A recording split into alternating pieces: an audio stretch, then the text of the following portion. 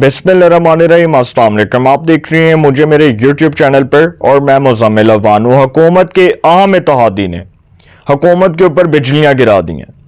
हुकूमत के अहम इत्तेहादी ने हुकूमत के बारे में कहा है कि फॉर्म 47 के जरिए ये सब इक़्तिदार में आए। और भाई बंदा पूछे अगर वो फॉर्म 47 के जरिए आए हैं तो फिर आप अपने ओहदे पर बिराजमान क्यों हैं?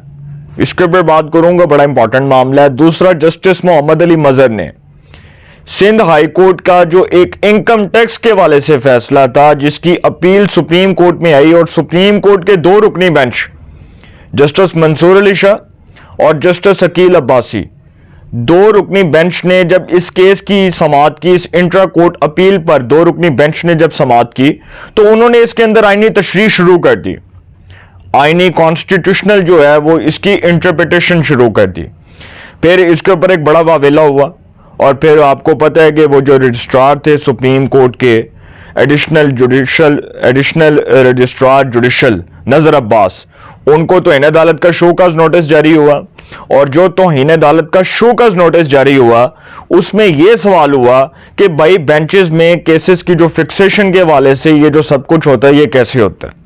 फिर ये भी कहा गया कि कौन सा केस कॉन्स्टिट्यूशनल बेंच में जाना है, कौन सा रेगुलर बेंच में जाना है। फिर जस्टिस मंसूर अली शाह ने कहा कि ये कहां पर लिखा है कि जी कॉन्स्टिट्यूशनल केसेस जो है वो रेगुलर बेंच नहीं सुन सकता। उन्होंने ये भी बात की। तो अब इस हवाले से जस्टिस मोहम्मद अली मजहर ने जजेस इख्तियारात केस के हवाले से जो 20 सफ़ात पर एक मुश्तमिल तहरीरी नोट लिखा है उसके अंदर उन्होंने दो जजेस को जवाब दे दिया और उन्होंने जो जवाब दिया उसके ऊपर भी बात करेंगे। सबसे पहले तो जस्टिस सरदार सलीम हैदर साहब जो गवर्नर पंजाब हैं और जब से वो गवर्नर पंजाब बने हैं वो नून लीग की मंजी ठोक रहे हैं। वो नून लीग की मंजी नहीं ठोक रहे, वो अपने सारे तातियों की मंजी ठोक रहे हैं। उन्होंने अब एक नया बयान दे दिया। वो डॉन न्यूज़ के दोस्त हैं, हमारे सहाफ़ी हैं, उनको वो इंटरव्यू दे रहे थे, वो एंकर पर्सन है। तो उनको इंटरव्यू देते वो कह रहे हैं कि जी ये जो मौजूदा हुकूमत है ना ये फॉर्म 47 के जरिए आई है, ये अवामी मैंडेट से नहीं आई। वो कह रहे हैं कि ये सारे स्टेक होल्डर्स को बैठ जाना चाहिए और उनको बैठ कर इसके ऊपर बात करनी चाहिए और इलेक्शंस के अंदर धांधली नहीं होनी चाहिए, जिसका मैंडेट उसको मिलना चाहिए, जो जीते वो हुकूमत में आए। तो मैं बड़ा हैरान था। सरदार सलीम हैदर खान साहब जो गवर्नर पंजाब है, आपको शायद इस कहानी के ऊपर मैं थोड़ा ट्विस्ट पैदा करता हूँ क्योंकि ज़रा मज़ा आता है ना इस तरह की बात करते हुए, लोग देखते हैं, लोग सुनते हैं फिर इन बातों को। अब जब सरदार सलीम हैदर खान साहब ने गवर्नर पंजाब बनना था ना तो उस वक्त समरी आई थी सदर मुमलिकत के पास और कहा गया कि जी इनको गवर्नर पंजाब बना दिया जाए। अच्छा, पीपल्स पार्टी की जो सेंट्रल एग्जीक्यूटिव कमेटी है उसके इजलास में, CEC के इजलास में यह फैसला हुआ कि पंजाब से चौधरी कमर जमान कायरा जो गुजरात से ताल्लुक रखते हैं, लाला मूसा से ताल्लुक रखते हैं, उनके नाम की मंजूरी का फैसला हुआ लेकिन उनके नाम को रिजेक्ट कर दिया।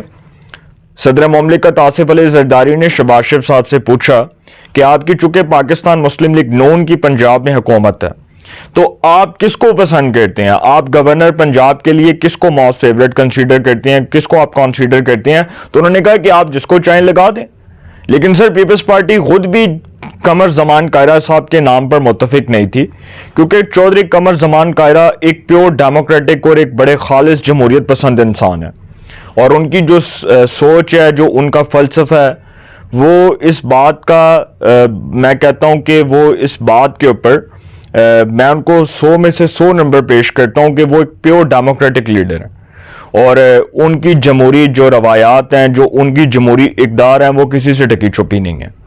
वो हमेशा पाकिस्तान में आइन और कानून की बात करते हैं। वो शहीद जुल्फ़िकार अली भुट्टो के ना सिर्फ जाले हैं बल्कि उनको पर्सनली तौर पर भी उनको पाकिस्तान पीपल्स पार्टी से लाजवाल मोहब्बत है और वो पीपल्स पार्टी के दीवाने हैं। पीपल्स पार्टी जो है वो उनकी रग रग में बसी हुई है। चौधरी कमर जमान कायरा साहब वो सियासतदान थे जब पाकिस्तान पीपल्स पार्टी का झंडा उठाने के लिए कोई तैयार नहीं था तो चौधरी कमर जमान कायरा साहब खड़े थे।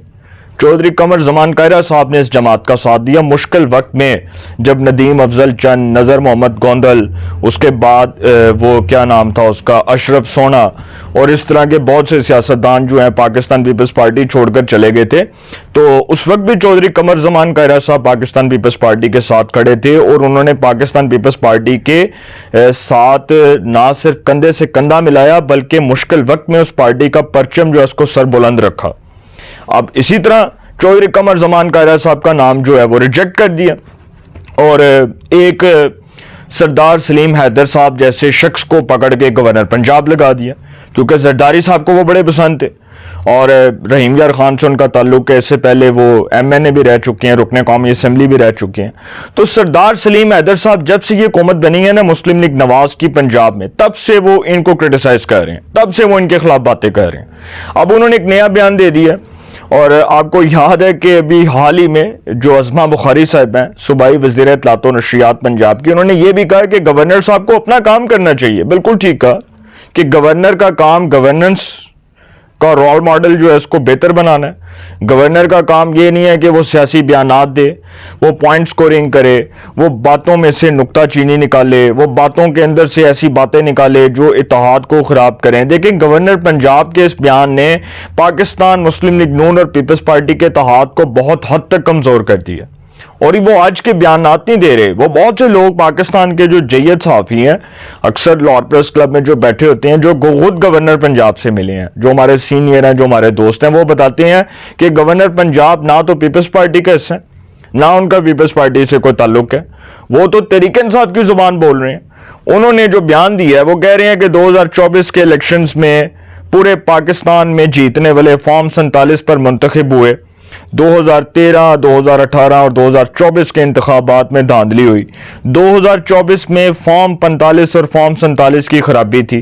जिसने 2024 के इलेक्शंस में गलत काम किया सबको रगड़ा लगना चाहिए। फिर वो कह रहे हैं कि सियासतदानों को चाहिए कि वो कम से कम इस मामले पर इकट्ठे हों, कुछ भी हो जाए इंतखाबात में किसी किस्म की धांधली ना होने दी जाए ताकि हकीकी अवामी नुमाइंदगी सामने आ सके। गवर्नर पंजाब साहब अगर ये सब फॉर्म 47 के जरिए हैं, जाली वज़ीर आज़म है, जाली सदर हैं आपके बकौल, सब फॉर्म 47 के ऊपर आए हैं, तो फिर आप इतने अहम रियासती मनसबदार क्यों बने? आप इतने अहम ओहदे के ऊपर क्यों फायज हैं? आपको तो फौरी तौर पर गवर्नर पंजाब की सीट छोड़ देनी चाहिए। आप उस कुर्सी के ऊपर क्यों विराजमान है भाई? उस कुर्सी से क्यों चिमटे हैं आप? आपको फौरी तौर पर रिजाइन कर देना चाहिए। तो गवर्नर पंजाब साहब अगर ये बातें करेंगे और एक सूबे का गवर्नर ये कहेगा कि जी पूरे मुल्क का इलेक्शन चोरी होया तो मैं जड़ा ना मैं हाजी नमाजी बरेजी, तो सर ये कोई नहीं मानेगा। गवर्नर पंजाब साहब की बड़ी रिस्पेक्ट करता हूं, उनको ये स्टेटमेंट नहीं देना चाहिए था। अगर तो वो ये स्टेटमेंट मजीद देंगे तो इससे पहले भी मुस्लिम लीग नून ने जरदारी साहब के सामने कहा कि जड़ा तुसी गवर्नर लाया ना ऐ साडी मंजी ठोक रहे हैं और टिका के ठोक रहे हैं। और फिर उसके बाद शहबाज शरीफ साहब ने जरदारी साहब को कहा कि जी ये जो गवर्नर पंजाब साहब हैं हमें नहीं समझ आता ये कहाँ से आए हैं, ये आपने किस तरह लगा दिए, कौन सा आपका ट्रस्ट था? और पीपल्स पार्टी सर पकड़ के बैठ गई कि जी हमने तो गवर्नर पंजाब लगाया था ट्रस्ट के तौर पर, तो वो जी इन्हीं के खिलाफ अपने तातियों के खिलाफ बयानात देने पर आ गए। तो यहां तक तो सर नौबत आ गई है और अगर एक दो बयानात हो रहा है तो गवर्नर पंजाब की छुट्टी कंफर्म है। जस्टिस मोहम्मद अली मजहर साहब जो हैं जी, उन्होंने जो रिमार्क्स दिए ना, उन रिमार्क्स को अदालती तारीख में बड़ा जो है ना जोरदार, आप ये कह लें कि बड़ा इसको ज़बरदस्त खराज अकीदत पेश किया जा रहा है। और ये आफ्टर शॉक्स हैं उन लोगों के लिए जिन लोगों ने ये कहा था कि जी आईनी बेंच के जो जजेस हैं वो आईनी बेंच जो है वो ऐसे है, आईनी बेंच के पास इख्तियारात नहीं है। तो सर जवाब आता है जब आप किसी को टारगेट करते हैं ना, किसी की किरदार कशी करते हैं तो जवाब आता है। और वो मैंने मिसाल दी थी एक बार कि आप किसी के दरवाजे पर एक बार पत्थर मारते हैं, 2 बार मारते हैं, 3 बार मारते हैं, तो चौथी बार जो है वो अगला बंदा फिर रिएक्ट करता है और रिएक्शन बहुत तेज होता है। तो जस्टिस मोहम्मद अली मजहर ने जजेस के इख्तियारात से मुतल्लिक नोट लिखा है जो 20 सफ़ात पर मुश्तमिल है। तो जस्टिस मोहम्मद अली मजहर साहब ने 20 सफ़ात पर मुश्तमिल जो नोट लिखा है उसमें उन्होंने लिखा है कि कवानीन के आईनी होने या ना होने का जायजा आईनी बेंच ले सकता है। किसी रेगुलर बेंच के पास आईनी तशरीह का इख्तियार नहीं। उन्होंने लिखा है कि किसी रेगुलर बेंच के पास आईनी तशरीह का इख्तियार नहीं है। उन्होंने दो रुकनी बेंच को मतलब उनको जो है वो मुखातिब करके कहा। जस्टिस मोहम्मद अली मजहर ने लिखा कि आईनी बेंच ने दुरुस्त तौर पर दो रुकनी बेंच के हुक्मनामे वापस लिए। 26वीं तरमीम इस वक्त आइन का हिस्सा है। तरमीम में सब कुछ खुली किताब की तरह वाज़ेह है। हम इस तरमीम पर आंखें और कान बंद नहीं कर सकते। उन्होंने कहा है कि जो 26वीं आइनी तरमीम है वो सबके सामने है और हम इस पर आंखें बंद नहीं कर सकते। फिर वो कह रहे हैं कि 26वीं तरमीम को पार्लियामेंट या सुप्रीम कोर्ट का फैसला ही ख़त्म कर सकता है।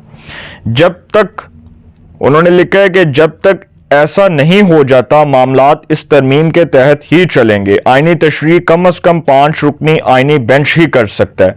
किसी रेगुलर बेंच को ये इख्तियार नहीं है। मतलब उन्होंने ये भी लिखा है कि किसी रेगुलर बेंच को जो है ये इख्तियार नहीं है। फिर उन्होंने बहुत सी चीज़ें हैं जो उन्होंने इसमें शामिल की हैं और मैं आपको जो पढ़कर बता रहा हूँ इसका मतलब ये है कि सर जस्टिस मोहम्मद अली मजहर जो हैं उन्होंने तो जवाब दे दिया है और जो उन्होंने जवाब दिया है इसका मतलब ये है कि उन्होंने इन क्लियर वर्ड्स ये कह दिया है कि आइनी बेंच जो है वो आइनी मुकदमात सुनेगा, रेगुलर बेंच रेगुलर मुकदमात सुनेगा। उन्होंने कहा कि आइनी बेंच जो है उसको आइनी तशरीह का इख्तियार है, ना कि रेगुलर बेंच को। जवाब तो उन्होंने बिल्कुल ठीक दिया है। तो उन्होंने जो बातें करनी थी उन्होंने ये कह दिया। उन्होंने कहा कि किसी रेगुलर बेंच को वो नहीं करना चाहिए जो इख्तियारात मौजूद आइन इससे नहीं देता। दो रुकनी बेंच के टैक्स केस में बुनियादी हुक्मनामे वापस हो चुके हैं। बुनियादी हुक्मनामों के बाद की सारी कार्रवाई बेवकूफ़ है। उन्होंने जस्टिस मंसूर अली शाह और जस्टिस अकील अब्बासी को जवाब दे दिया। अपनी राय का कमेंट्स में ज़रूर इज़हार कीजिएगा। इंशाल्लाह एक नए सेगमेंट के साथ में मुलाकात होगी। अपना बहुत ख्याल रखिएगा। आला निगहबान।